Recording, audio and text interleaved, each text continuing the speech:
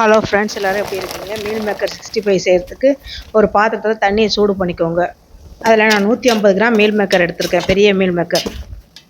அதை வந்து தண்ணி கொதித்ததும் அதில் போட்டுட்டு உப்பு கொஞ்சம் போட்டு நல்லா கொஞ்சம் நேரம் வச்சுருங்க. அப்படியே கொதிக்கட்டும். கொதிச்சதுக்கப்புறம் ஆஃப் பண்ணி வச்சுருங்க. அதுக்கப்புறம் பச்சை தண்ணியை கலந்து வச்சுருங்க.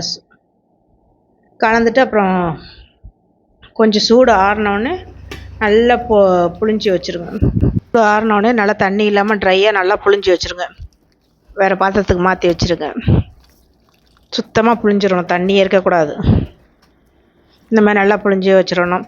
அதுக்கப்புறம் ஒரு மிக்சியில் வந்து இஞ்சி வந்து ஒரு துண்டும், பூண்டு ஒரு 4-5 பல் பூண்டு, ஒரு ஸ்பூன் மிளகாத்தூள் 1 1/2 போட்டுக்கலாம், சோம்பு, கார்ன்ஃப்ளவர் மாவு 1 ஸ்பூன், மஞ்சத்தூள் 1/4 டீஸ்பூன், உப்பு.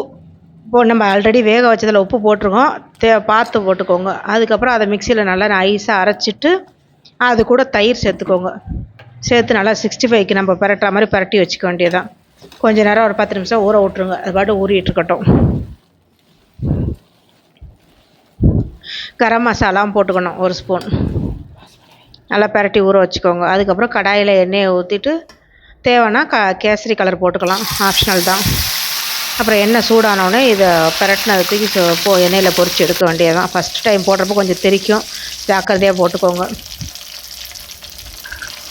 அதுபோல் இந்த மாதிரி பொரித்து எடுத்து வச்சுக்க வேண்டியதுதான். சாதத்துக்கு நல்லாயிருக்கும், ஈவினிங் ஸ்நாக்ஸுக்கும் நல்லாயிருக்கும். ட்ரை பண்ணி பாருங்கள் ஃப்ரெண்ட்ஸ். தேங்க்யூ. என் வீடியோ பிடிச்சிருந்தா லைக் பண்ணுங்கள், கமெண்ட் பண்ணுங்கள், சப்ஸ்கிரைப் பண்ணுங்கள். தேங்க்யூ.